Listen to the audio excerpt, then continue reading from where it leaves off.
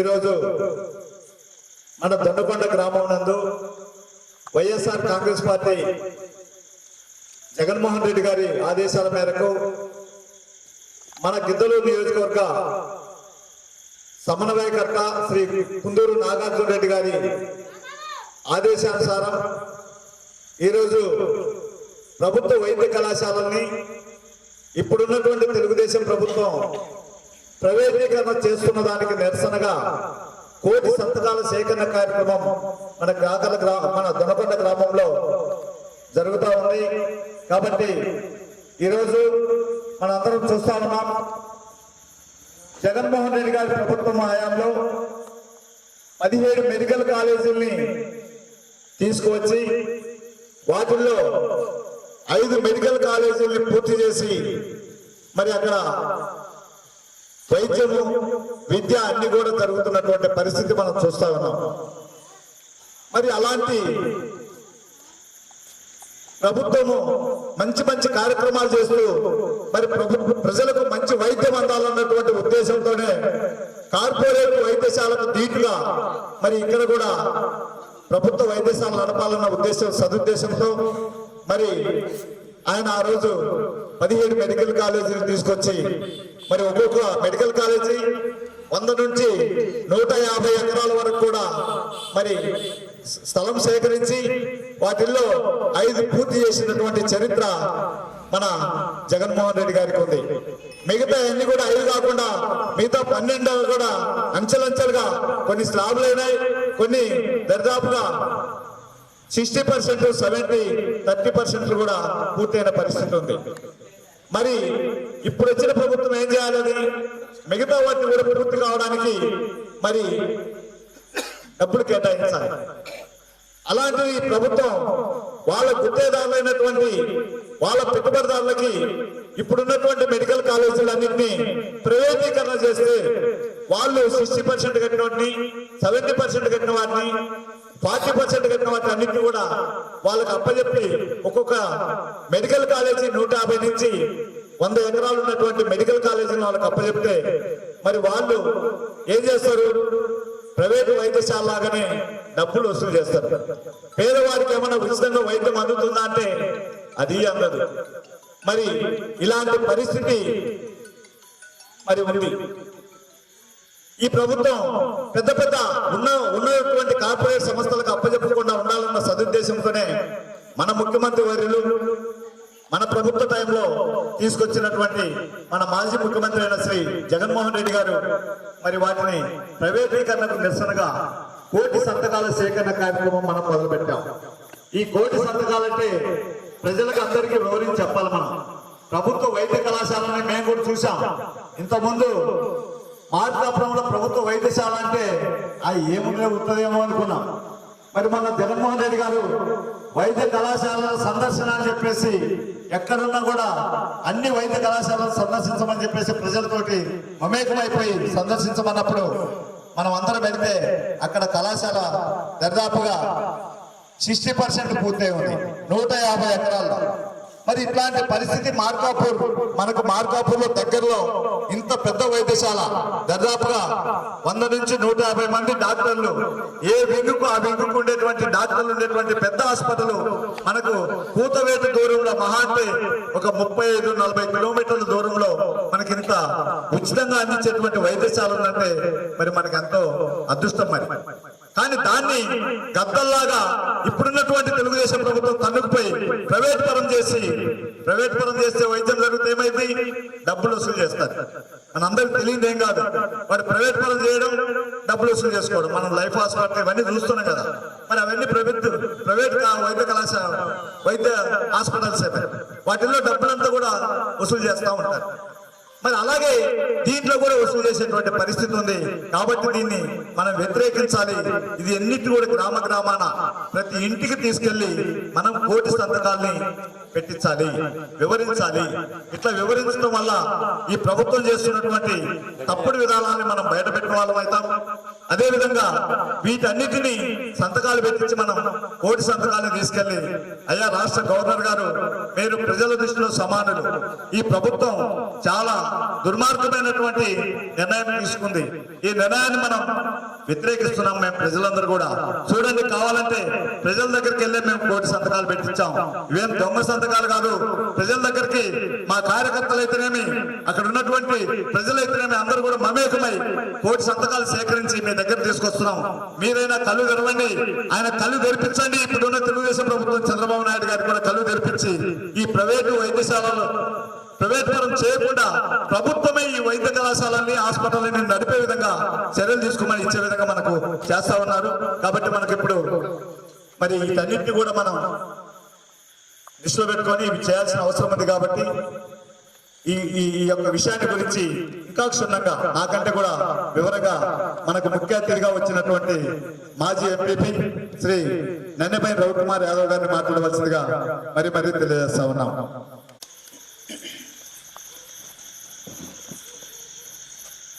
కోటి సంతకాల సేకరణ కార్యక్రమానికి అధ్యక్షత వచ్చినటువంటి మన మండల పార్టీ అధ్యక్షులు ఏరు రంగారెడ్డి గారికి మరియు అర్ధవీడు మండల పరిషత్ ఉపాధ్యక్షులు చందా సుబ్బారెడ్డి గారికి మరియు నందిరెడ్డి తిరుపతి రెడ్డి గారికి, పాప కాసిరెడ్డి గారికి, శ్రీవేల సురేష్ గారికి, మరియు ఈ గ్రామం పెద్దలందరికీ కూడా పేరు పేరున ప్రతి ఒక్కరికి హృదయపూర్వక నమస్కారాలు.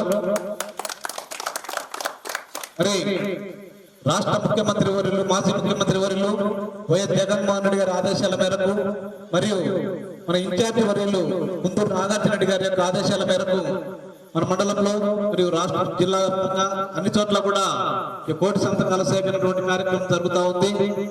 అయితే మనం ఎందుకు చేస్తున్నామంటే మెడికల్ కాలేజీలని ప్రైవేట్ పరం చేయడాన్ని మన వైఎస్ఆర్ కాంగ్రెస్ పార్టీ 2019లో అధికారంలోకి వచ్చినప్పుడు అప్పటి ముఖ్యమంత్రి వర్యులు వైఎస్ జగన్మోహన్ రెడ్డి గారు ఆయన ఉన్నటువంటి పలుకుబడిని ఉపయోగించి కేంద్రం నుంచి మొత్తం 17 మెడికల్ కాలేజీలు శాంక్షన్ చేయించడం జరిగింది. మరి ఇప్పటి వరకు మనకు ఉన్నది 13 కాలేజీలు అయితే మళ్ళీ జగనన్న 17 కాలేజీలను మొట్టమొదటిసారి ఒకేసారి 17 కాలేజీలను శాంక్షన్ చేయించడం అనేది దేశంలోనే ఒక చరిత్ర.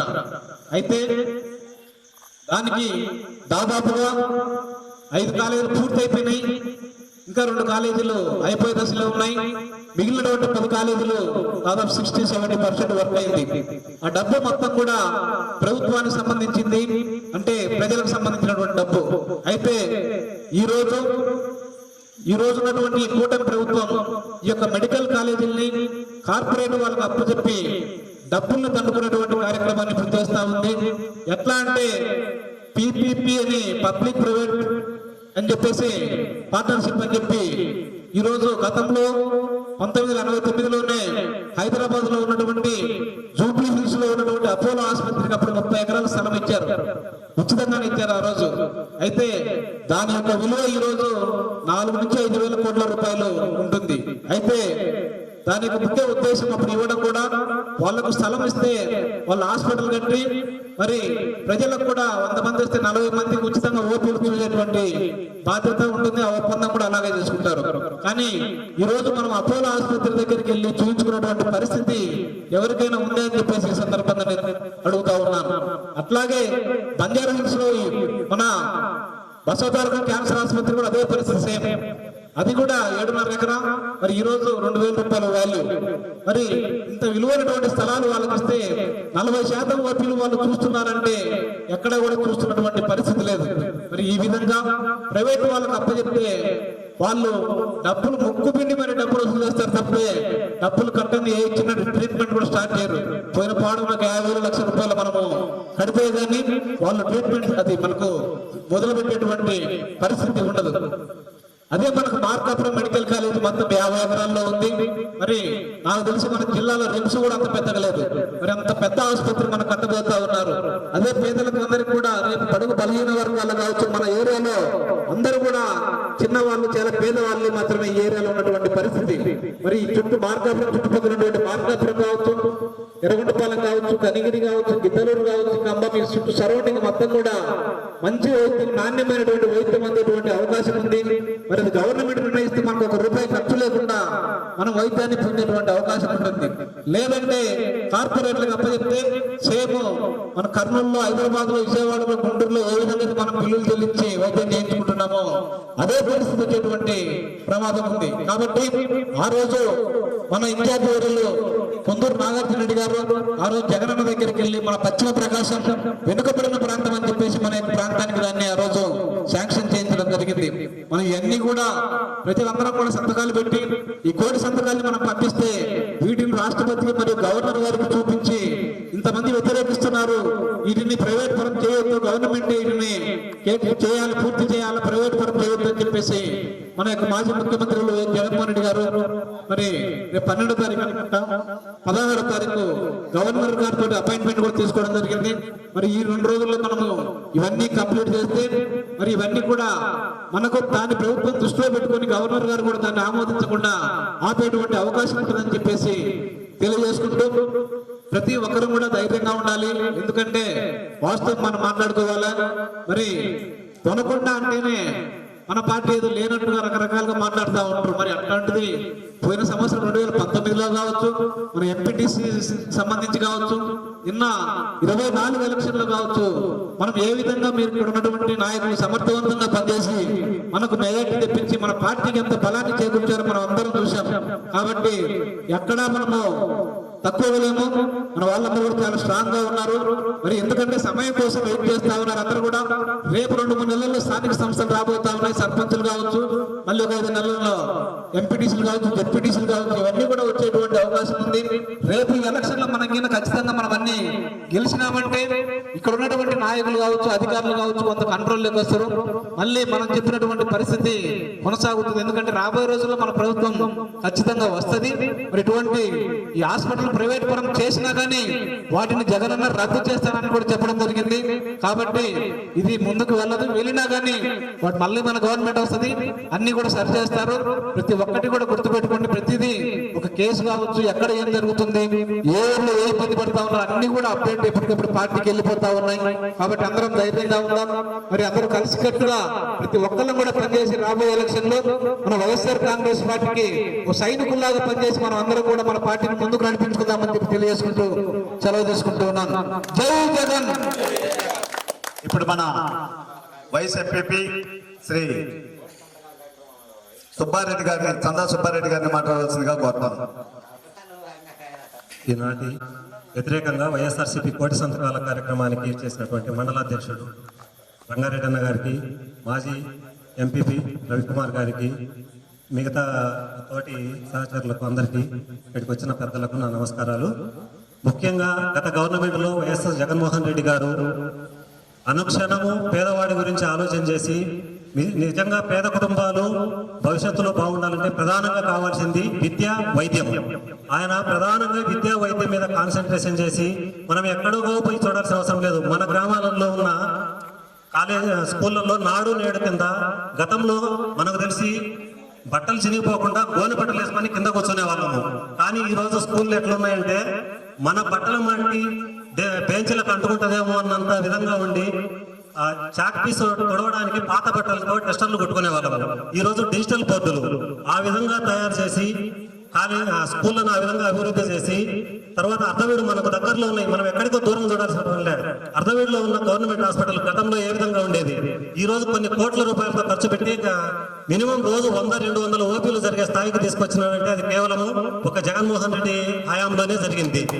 తర్వాత పేద విద్యార్థులు కానీ కుటుంబాలు కానీ బాగుపడాలంటే విద్య, వైద్యం.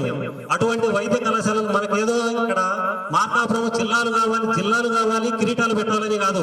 ప్రధానంగా అభివృద్ధిగా జరగాలంటే ఏం చేయాలని, ప్రతి జిల్లాకు ఒక మెడికల్ కాలేజ్ ఉంటే ప్రకాశం జిల్లా 2 మెడికల్ కాలేజీలు ఇస్తూ మార్కాపురం వెనుకబడిన ప్రాంతము అభివృద్ధి చెందాలంటే ముఖ్యంగా మౌలిక వసతులు కల్పించాలి. అందుకు ప్రైవేట్ కాలేజీ ఓపెన్ చేస్తే విద్యార్థులకు విద్య అందుతుంది, వైద్యం అందుతుంది. 2 విధాలుగా అభివృద్ధి జరగాలంటే ఏం చేయాలని ఆ రోజు జగన్మోహన్ రెడ్డి గారు ఆలోచన చేసి మన వెనుకబడిన పశ్చిమ ప్రకాశానికి మెడికల్ కాలేజీ మార్కాపురానికి శాంక్షన్ చేయడం జరిగింది. వీటన్నిటిని ప్రైవేట్ పరం చేయడం వల్ల మనకు ఈ రోజు వైద్యం అందాలంటే మనం ఎక్కడో కాదు, ఇప్పుడు మన గ్రామంలోనే చూస్తున్నాము. గతంలో బైపాస్ సర్జరీలు కానీ ఎటువంటి ఆపరేషన్లు అయినా కానీ ఒక్క రూపాయి ఖర్చు లేకుండా ఇంటికి బస్ ఛార్జీలు, వాళ్ళ కుటుంబ పోషణకు ఒక నెల వరకు ఖర్చులు కూడా ఇచ్చి జగన్మోహన్ రెడ్డి గవర్నమెంట్ లో పంపేవారు. ఈ రోజు ఎన్ని లక్షలు ఖర్చు అయినాయి ఒక బైపాస్ సర్జరీ చేసుకోవాలనుకుంటే మనం మన వాలంటీర్ మన మిత్రుడు కాశీకి జరిగిన ఆపరేషనే మనకు ఒక ఉదాహరణ. వీటన్నిటిని దృష్టిలో పెట్టుకొని మనము ఇటువంటి ఈ ప్రైవేటీకరణ కార్యక్రమాన్ని వ్యతిరేకిస్తూ మనం కోటి సంతకాల కార్యక్రమంలో ఉత్సాహంగా పాల్గొని వీటిని దిగ్విజయంగా పూర్తి చేయాలని కోరుకుంటూ ఈ అవకాశం ఇచ్చినందుకు కృతజ్ఞతలు. వైఎస్ఆర్ కాంగ్రెస్ పార్టీ నాయకత్వం, జగన్మోహన్ రెడ్డి గారి నాయకత్వం, కుందూరు నాగార్జున రెడ్డి గారి నాయకత్వం. జై జగన్మోహన్ రెడ్డి గారు. ఓ వైసీపీ కార్యకర్తలారా, మీ సేవలనే మే మరువం. మీ అందరికీ మా వందనం.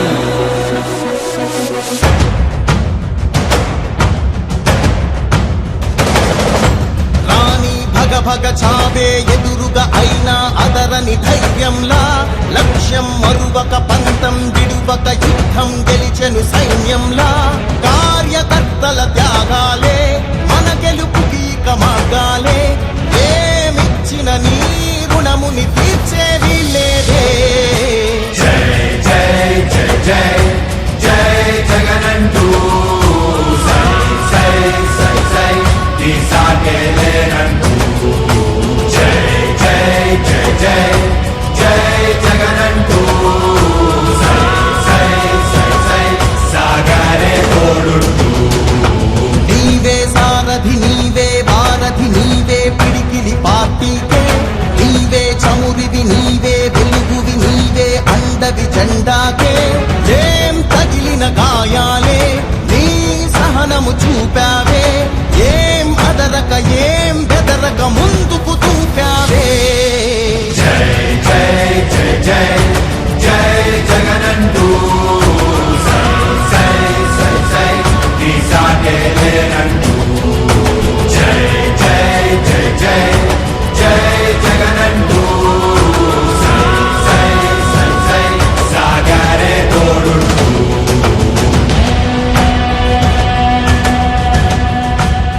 ప్రతి ఇంటి గడపని తొక్కినదే, ప్రతి ఓటుని ఒడుపుగా పట్టినదే, మన గుర్తుని చరితగా చెక్కినదే నువ్వేగా. రాజన్న రాజ్యం తెచ్చినదే, జగనన్నని రాజును చేసినదే, నిరుపేదల రాతలు మార్చినదే నువ్వేగా. మరిగిన నెత్తురు నీ దశలే, రగిలితే నిప్పుల ఉప్పెనలే. ఎదురుగా నిలబడు శత్రువులే ఎవరంతా. పిడుగులు పడినను పట్టదులే, అడుగుకి అలసట పుట్టదులే. ఈ గురి ఎప్పుడు తప్పదులే, పదమంట పదమంట. జై జై జై జై జై జగనంటూ సై సై సై సై తీసాగేలేనంటూ. జై జై జై జై జై జగనంటూ సై సై సై సై సాగరే తోడుంటూ. ఎంతమంది కలిసొచ్చిన ఎన్నికల యుద్ధం, కార్యకర్తలే కదం తొక్కేందుకే సిద్ధం.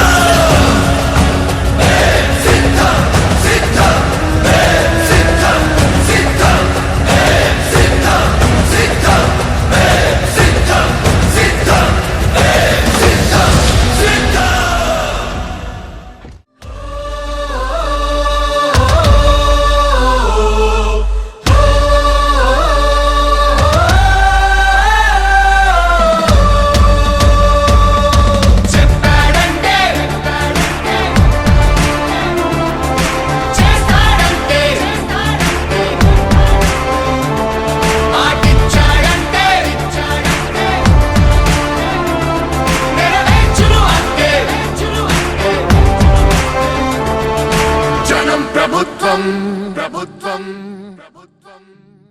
జగనన్న ప్రభుత్వం ప్రభుత్వం ప్రజా ప్రభుత్వం ప్రగతొకటే లక్ష్యం వైఎస్ఆర్ ఆశయ సాధనకై ఆంధ్రప్రదేశ్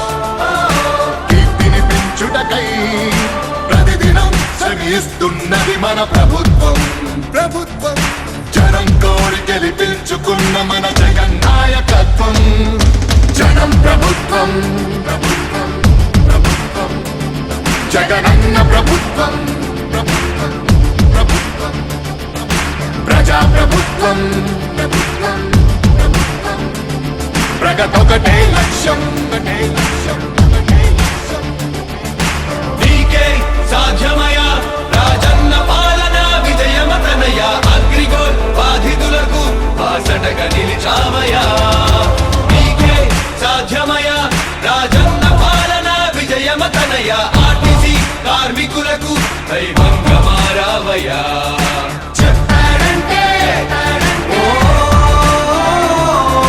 చేస్తాడంటే మాటిచ్చాడంటే నెరవేర్చును అంటే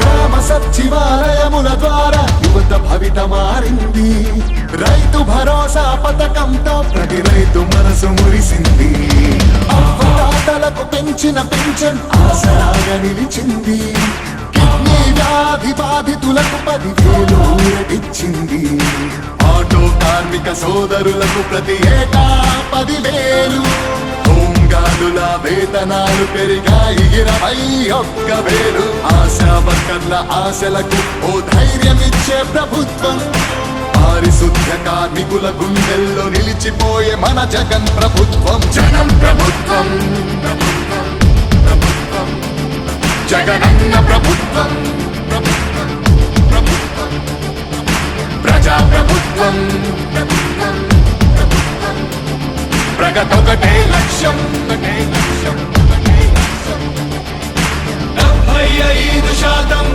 స్థానికులకే ఉద్యోగ అవకాశం 50% మహిళలకు రిజర్వేషన్ల రూపకల్పనం నాడు నేడు మనబడి భావితరాలకు బంగారు పథకం అందరితో జన కష్టాల్ని తీర్చకదిలే అధికార యంత్రాంగం చెప్పాడంటే చేస్తాడంటే మాటిచ్చాడంటే నెరవేర్చును అంటే